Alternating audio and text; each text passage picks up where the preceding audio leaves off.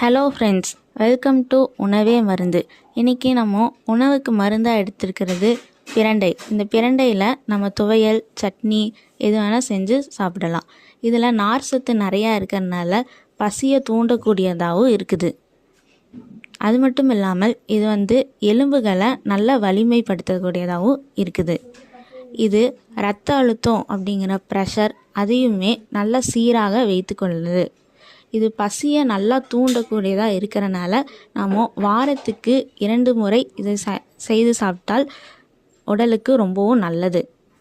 இது அஜீரண கோளாறு அது மட்டும் இல்லாமல் ஆஸ்துமா அப்படிங்கிறதையும் கட்டுப்படுத்தி வச்சுருக்குது.